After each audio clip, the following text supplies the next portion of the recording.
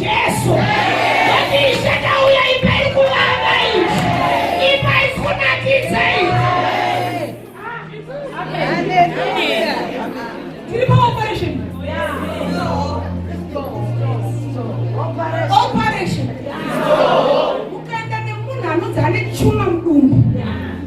zaruda kuitwa operation. Aneka period yekumbofa. Hallelujah. Anafana kumbofa. Anafana kumbofiswa. Kana afiswa machirembo obata zvinocheka. Saka panofana kumbobuda ropa. Atasaura operation. Musangano we-operation utambe upele kusina hope yauya kwauri.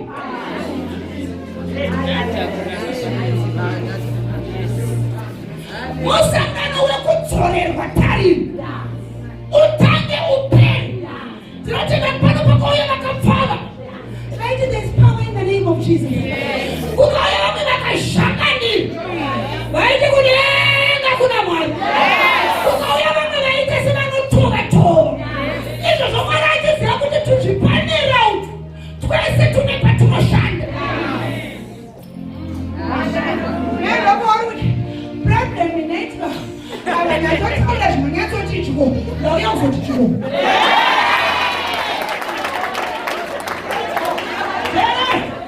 Ndauyazokuudza kuti problem haisi kumashumiri. Ndauyazokuudza kuti problem haisi kuna Mwari. Ndauyazokuudza kuti uri muroyi wako.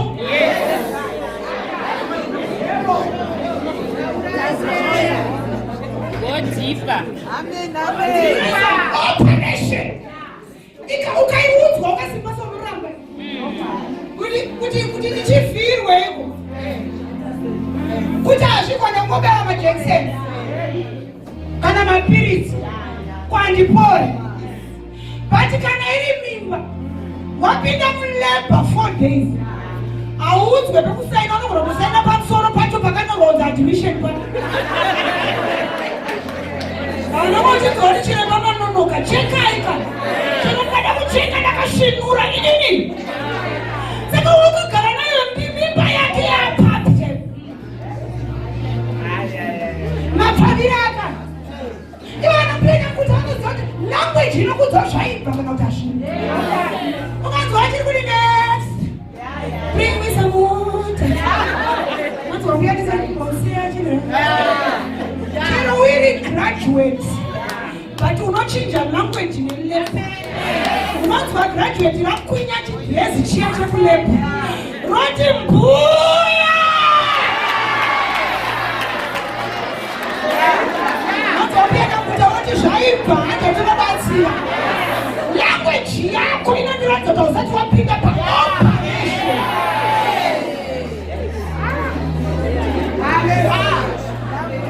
Akavaona kuti veva vanopinda chechi kuisiri kwakashaikwa vamwe uchiri right.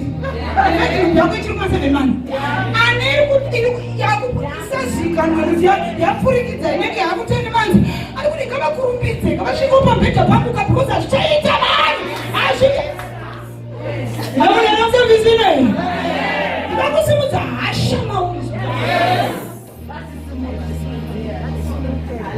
pane pamasiya mama pakuti introdusa ndiri mukadzi wemurume umwe chete. Murume wacho akatanga kurwara muna 2010 anasasa zvanyatsoita asi mutori pana chiremba akandiudza kuti avakararama vanogara muwheelchair for the rest of his life. Vanhu varikufamba izvi.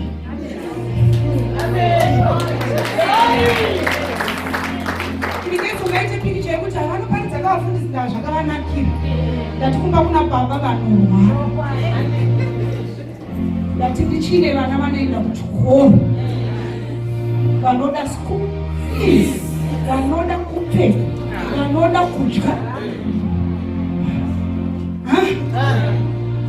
Inini ndatisemushemushe kuite kuti tafaunge vatori plastic ndipinde musho. Saka ukanzwa nditaurira ndikutaura ndikutaura ndinozviziva kuti mauri mukasagadzirwa mukandanga unokundwa nezveupenyu. Ukagumira pamitamera mutasa stileto yako kuti chine matipseni zveupenyu una unoshaya tariro nazvo.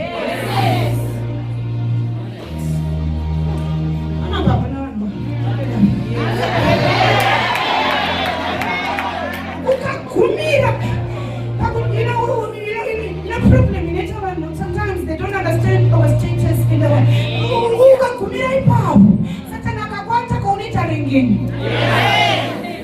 dzanoti kubasa achisalutwa achinzi ndimi shefu kumba uya woti Satani ndauya kuzotaura naye panapa hapana nzvimbo yemaroti panapa hapana pekugara panapa nekuti bhaibheri rataura paraverengwa zvikanzi anopa simba kune vanenge vasisina simba.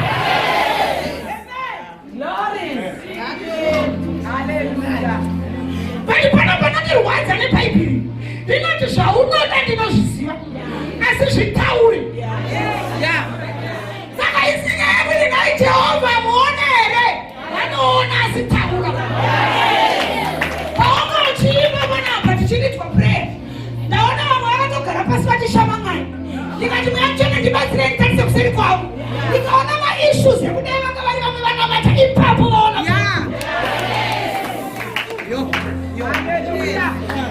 wakanasi kundinzwa ndikadzidza une kuchecha kutaurwe makore avakaipinda tava makore ana chaanoshanda makore ana chaanobatsira chinobatsira ndo zvauri kuita nhasi unondinzwa chichi chinoshanda pakunamata hausi ugosa uchehoma usekretary ichikwandobva nditori sekretary weprof but izvo zvaandizvo zvinoshanda.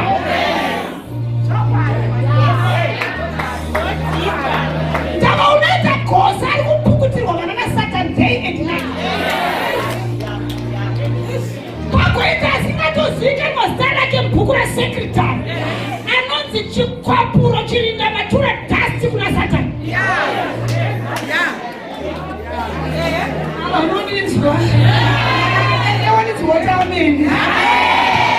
Kunamata zvina mhosva ipabhethi mangani ndanzwa kuti mhai vane 41 ndikati kuna hatishandise iwayo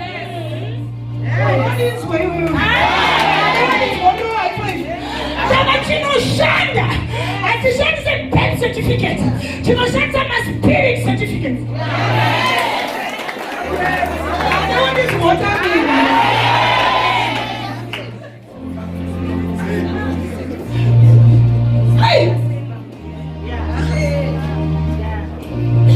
Mukore unongaita wari maningi neheti zina kustachika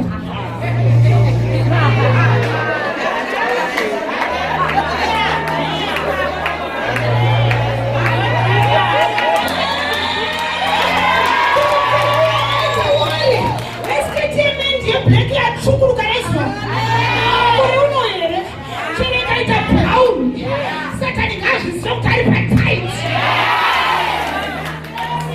ndomudzinga nesikati yebrown yo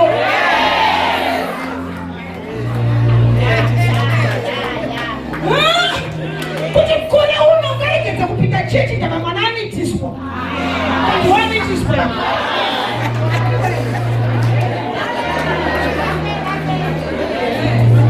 ndakanyara mufunge apa unenge uine chigarazi ya handini ndinenge ndamitiswa saka kuchechi ndinouya ndichitodamisa kuimba hoyo musha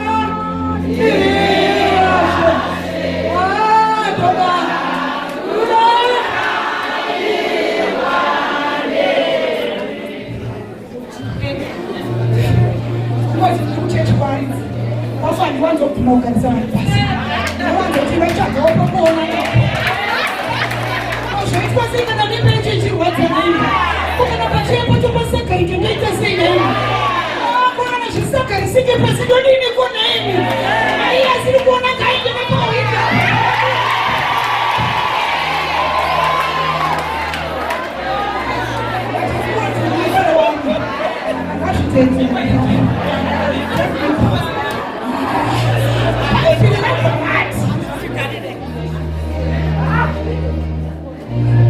vanopera simba muno nevanoziya kunovapa simba rake apandisikumadaiva aitaurira mwana iti mhotera ndikatinoza kuti hakuna nyaya dzangu ivo indiri kuda nyaya inokutanga nekuti bati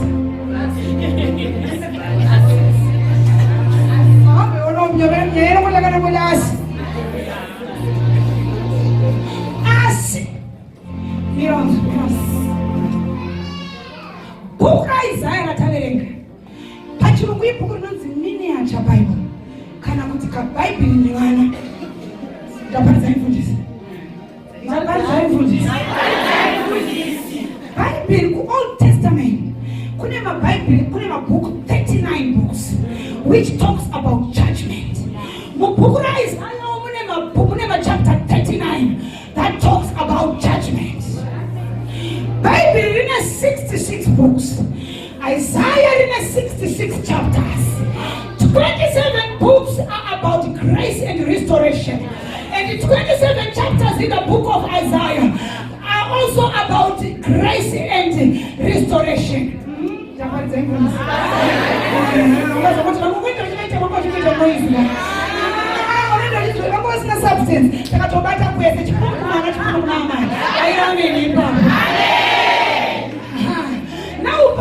chapter 40, comfort, you, my people. Comfort to you, my people. National Barati, why in one? So they were talking about judgment, Operation Restore Hope. Chapter 40. She wrote chapter Nyasha. Chapter restoration. Chapter Kutsore. Mwari wako uzatariro shakari kuvanhu vake. Ichaparidza mai. Saka patira apa titori pachapter yenyasha. Taunokagara nekuti mazuva ano titori muchapter yenyasha.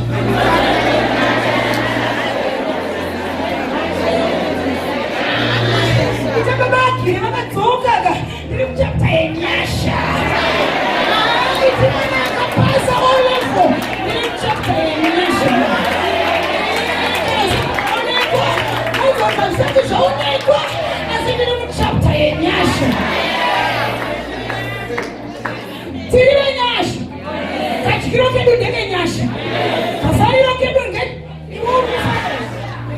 iwe uri kuseke. Kune mwana akabata mudzango wempande zvakabucha. Auna tikafanira kudike nyasha. Saka aisaka kuti uise zino pachena. Aisaka kuti ufare ndosaka akauraya muri maoko to end. Tichikuredzera kunanaidzana muchiti zvirisenzana. Patine nyasha dzaJehovha. Uri mupenyu nenyasha. Abaridzera masikatana. Ausi mupenyu neARV. Ausi mupenyu neChemotherapy. Uri mupenyu nenyasha. Hey! Kune vezera rako vakafushirwa kudhaya. Kuna wakarona naye mugumbeze muri vana vadiki akafa kare. But uri mupenyu nenyasha. Wakarwara iwaza hauna kufaira. Wakapinda mutaona hauna kufaira. Wakaroiwa hauna kufaira. Uri mupenyu nenyasha.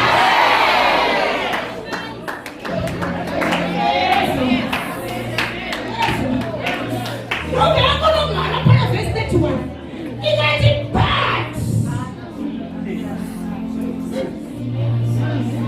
but it means it is cancelling what has already been said. Ukanzi akanaka asi. Vanoimba asi. Vanoparidza asi. Vanopa asi. Masikati anodenga karipo tauro kudaro. Anorwarirwa asi. Akafirwa asi. Murombo asi. Chifuranzeve after asi. Ndokamunzwa kuti murombo asi ane nyasha. Anorwarirwa asi afirwe. Atinoda pamberi paasi. Tinoda pamberi pabati. Vakuende kufarira mwoni yavanhu kana vadya madhumbe mumarena. Akasiiwa nemurume waenda akatasiya ezvinuma chake mubvevheuka. Ane girlfriend. Mirai pedza naye. Kuna kuuya kudare renyama kuzoti asi.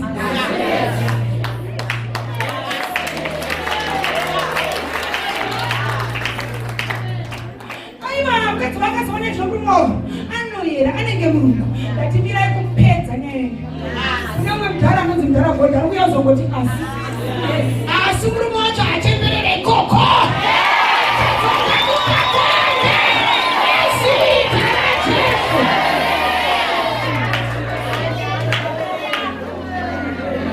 Tine mwana wangu akambonyengerwa girlfriend nemurume angari amabhera wangu, unfortunately she's late. Ndakundifonera akati mufundisi ndaifana kuya kuno kubhurowa ena andichene ndiubhurowa akadida ndafonerwa nemwe musikana anga atingituka atanzwa karambwa kare uchiri kuite ipapo. Ndakati wakamti kudi andachema mama haindi kutaura mwanasikana uri andi muchemerwa ukachema rinokupama futi.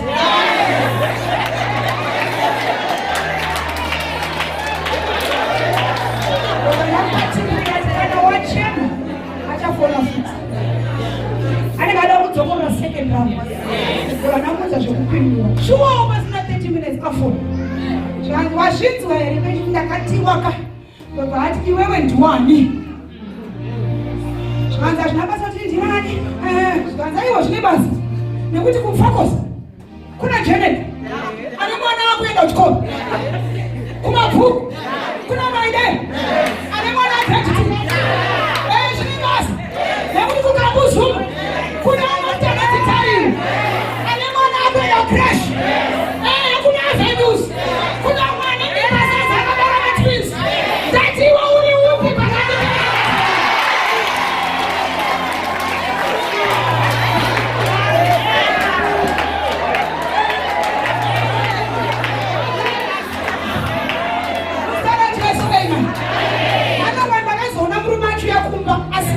sheti zina mapataki ukakashika byadzwa wochini nyembere kotariri kochiba konoere. Problem yedu kana mauya kuchechi semi mahwisiri munoti mukapfeka tuheti twenyutu munosunga nebrain fix.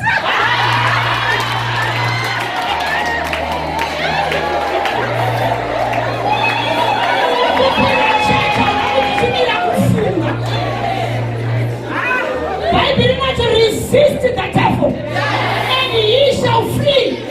Kwete kuti Janet wana devil. I'm so tempted to say. Janet wana mnazini mwanaume. Janet wana dofu. Rakataza kuna mati. Ikapota richatrakta warume wanu. Rakataza kushumbira imba yao. Bara unoti ene maurano tuka. Watambirira iko. Ati yoka na ombo tuka iwe daira. Shona utuke, shona ukotawu. Maza problem yemna nukasika kuchema. Ari kuti ndaguma kufunga. Unamizwela maijani? Kunyanya kuchema kwa umita. It's a sign yekuti brain zangu dzaguma.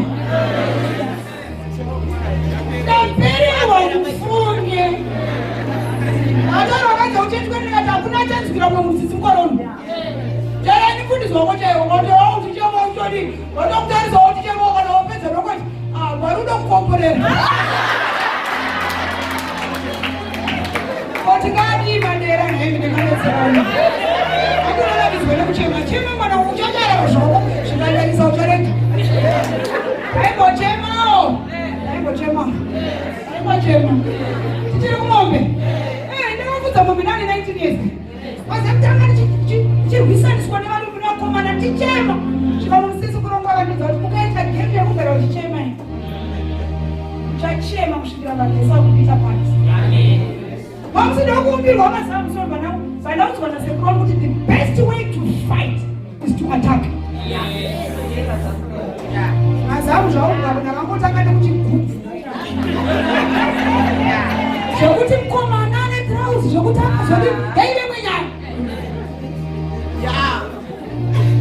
ndokuva ndakadzidza kuti zvibhakera zvinoshanda ikokona kunge takaziva kwajesu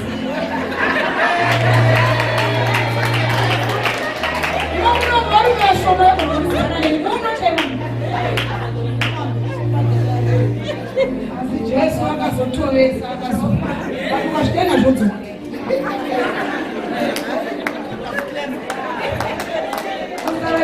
amen.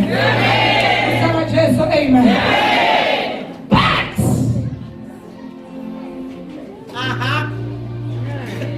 mabva kuvhesi number 1 kusvika pavhesi number 30 muchitaura mukazodai muchadani mukazodini but kwasara vhesi 1 unoziva mwanangu kana uchiona firimu gara wabvunza vanoziva zvemafirimu kuti actor ndiani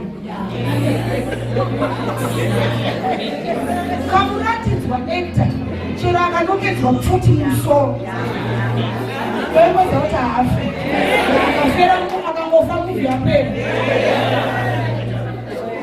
unoona vachikuridza musoro nemahwindo dziri pfuti actor ari pamberi pemota usati iwe kuzvaakufa as long as mota mumurimo muna actor chero ikanopasa bridge ikanorembera nemakumbo 2 akahakwa ziva kuti haidoni kusvikira actor aburitswa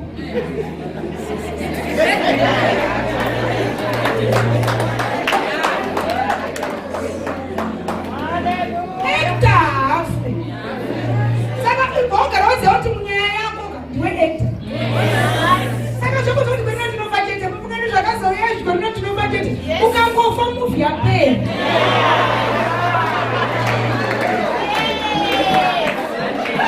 saka chero nhamo ikauya ingozviudza uchienda uchiti nditarire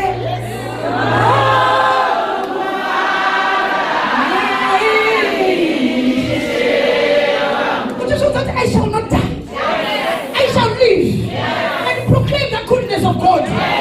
Handifenda kuti ndikafa firimu rapera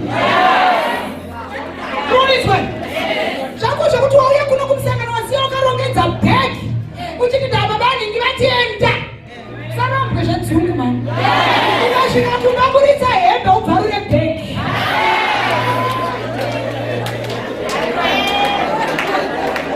akanza usikuendera woti akuenda ndichaenda ndine mavha wangu wandakadyara pasi mavha wacho utakadai uti paunobereka ndikadyawo mavha ekutanga neechipiri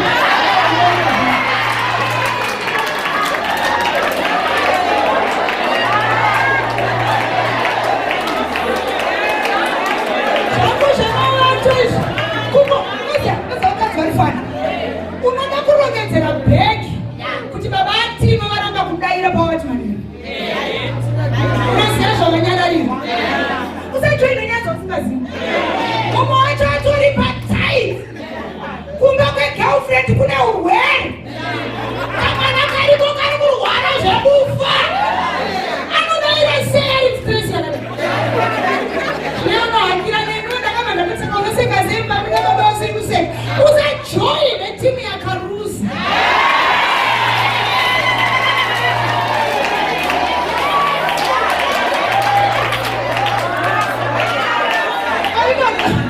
muna wacho kunenge kusina urwere kunotori nerufu kamwana katokafa apanakana kufukapukumirara upolisi adakana unosvikaubati mukaitawo $50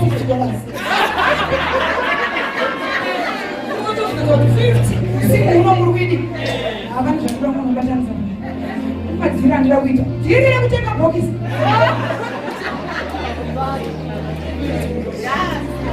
unoona muno indakambotaura unozamura unogona kunamatira kuti mwari akamubata mwari chinzvai kuti mwana wako wakavimwa chero ipapa asi pakanochonera kusouth africa unongobata dumbu raakabuda kuti Derek orovera here kusouth africa, Derek orovera here muuk, Derek orovera here muaustralia.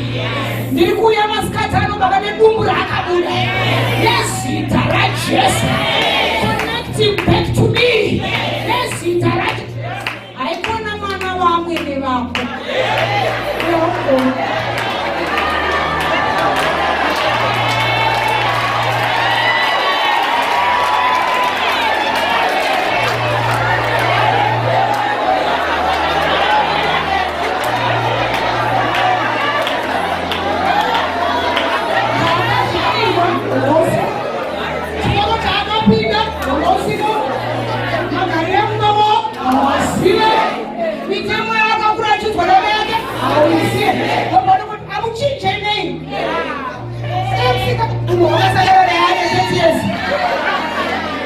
chipa baby. Uyu nongoti makarara Mwari. Dosha Mwari yangu yerwendo. Kana mazoona zvakunzira kumushandira womushandira. Kana musina ndibatsirewo ndifambe rwendo runotese.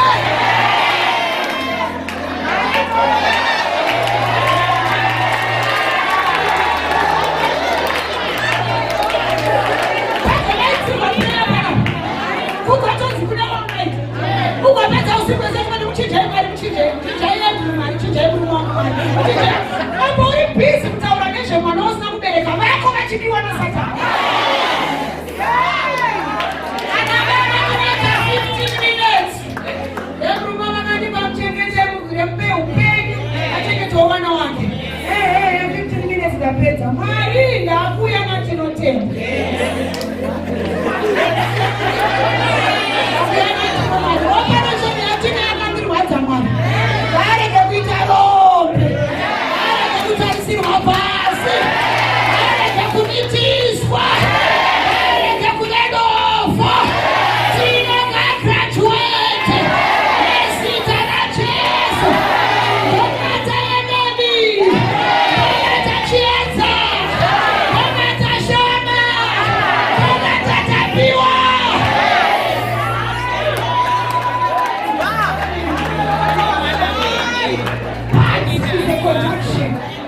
It is a change of statement. What you are putting as crying may endure for the night, but joy comes in the morning. Kana zvakunyanya kuoma tiziva kuti kwakuda kuchena.